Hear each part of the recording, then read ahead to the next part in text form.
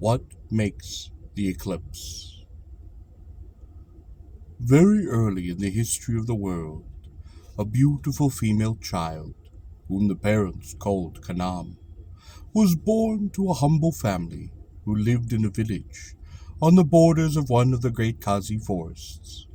She was such a beautiful child that her mother constantly expressed her fears lest some stranger passing that way might kidnap her or cast an evil eye upon her. So she desired to bring her up in as much seclusion as their poor circumstances would permit. To this the father would not agree. He told his wife not to harbor such foolish notions, but to bring up the child naturally, like other people's children, and teach her to work and to make herself useful. So Kanam was brought up like other children, and taught to work and to make herself useful. One day, as she was taking her pitcher to the well, a big tiger came out of the forest, and did carry her to his lair. She was terrified almost to death, for she knew that the tigers were the most cruel of all the beasts. The name of this tiger was Ukla, and his purpose in carrying off the maiden was to eat her. But when he saw how young and small she was, and that she would not suffice for one full meal of him, he decided to keep her in his lair until she grew bigger. He took great care of her, and brought home to her many delicacies which her parents had never been able to afford. And as she never suspected the cruel designs of the tiger, she soon grew to full, quite at home and content in the wild beast's den. And she grew up to be a maiden of unparalleled loveliness. Now the tiger was only waiting his opportunity, and when it saw that she was grown, he determined to kill her, for he was longing to eat the beautiful damsel whom he had fed with such care. One day, as he busied himself about his lair, he began to mutter to himself, "Now the time has come when I can repay myself for all my trouble in feeding this human child. Tomorrow I will invite all my fellow tigers here, and we will feast upon the maiden." It happened that a little mouse was foraging near the den at that time, and she overheard the tiger muttering to himself. She was very sorry for the maiden, for she knew that she was alone and friendless, and entirely at the mercy of the tiger. So the little mouse went and told the maiden that the tigers were going to kill her and eat her upon the following day. Kanam was in great distress, and wept very bitterly. She begged of the mouse to help her to escape, and the mouse, having a tender heart, gave her what aid was in her power. In the first place, she told the maiden to go out of the den, and to seek the cave of the magician, Uhino, the giant toad, to whom the realm was under tribute. He was a peevish and exacting monster, from whom every one recoiled, and Kanam would have been terrified to approach him under ordinary conditions.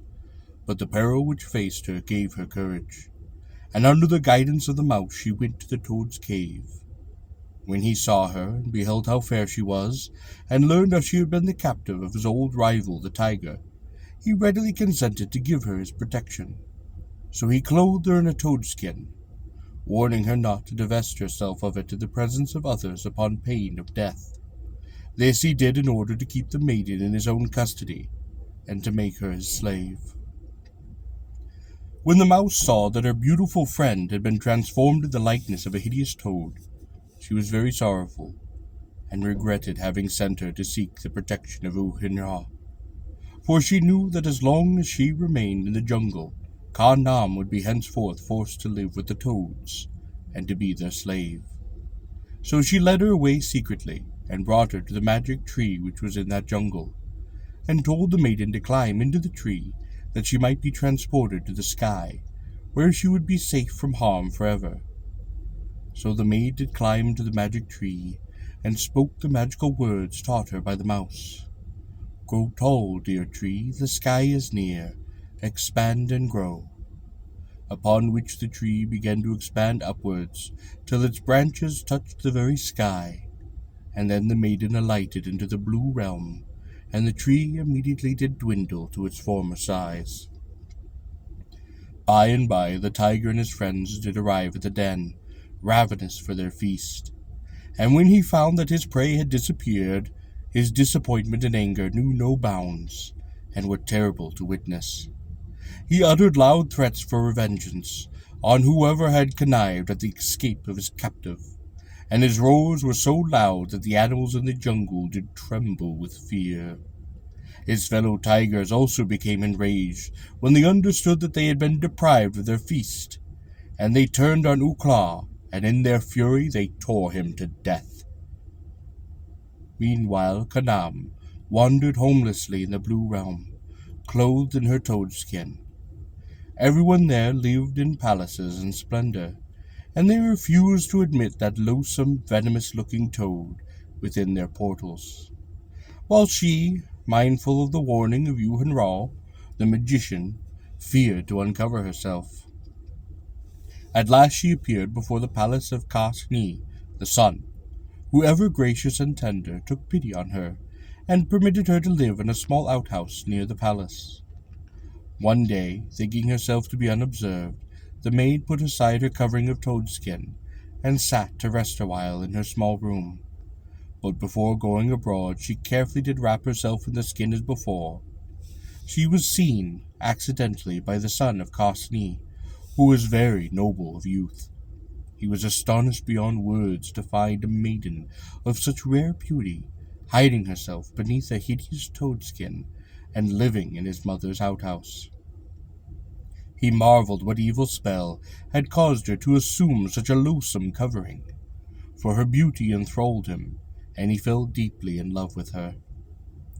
He hastened to make his strange discovery known to his mother, and entreated her to lodge the maiden without delay in the palace, and to let her become his wife.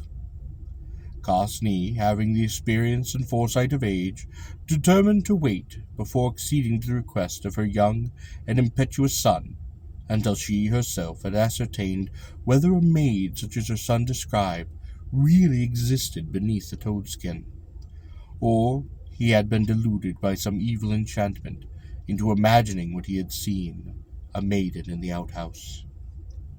So Khas-Ni sat herself to watch the movements of the toad in the outhouse, and one day, to her surprise and her satisfaction, she beheld the maiden uncovered, and was astonished upon her marvelous beauty and her pleasing appearance. But she did not want her son to rush into an alliance with an enchanted maiden. So she gave him a command that he should not go near or speak to the maid until the toadskin had been destroyed and the evil spell upon her broken.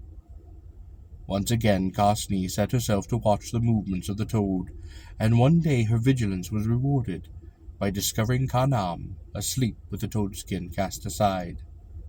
Khas-Ni did creep stealthily, and seized the toadskin, and did burn it to ashes with her flame. Henceforth the maiden appeared in her own natural form, and lived very happily as the wife of Khas-Ni's son, released forever from the spell of the giant toad. For there was an old feud between Hulkhanra and Khas-Ni, because she refused to pay him tribute. And when he learned that she had wilfully destroyed the magic skin in which he had wrapped the maiden, his anger was kindled against Khas-Ni, and he climbed up to the Blue Realm to devour her. But she bravely withstood him, and a fierce struggle ensued which was witnessed by the whole universe. When mankind saw the conflict, they did become silent, subdued with apprehension lest the cruel monster should conquer their benefactress. They uttered loud cries, and began to beat mournfully on the drums, till the world was full of sound and clamor. Like all bullies, Yuhan Ro was a real coward at heart, and when he heard the noise of the drums and the shouting upon the earth, his heart did melt with him with fear, for he thought it was the trump of an advancing army coming to give him battle. Quickly he released his hold upon Khas-Ni, and retreated with all speed from the Blue Realm. Thus mankind were the unconscious deliverers of their noble benefactress from the hand of a cruel oppressor.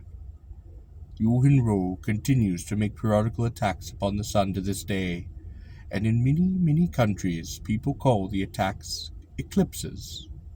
But the ancient Khasis, who saw the great conflict, know it to be the giant toad, the great cannibal, trying to devour Khasni. He endeavors to launch his attacks when the death of some great personage in the world is impeding, hoping to catch mankind too preoccupied to come to the rescue. Throughout the whole of Kaziland, to this day, it is the custom to beat the drums and to raise a loud din whenever there is an eclipse.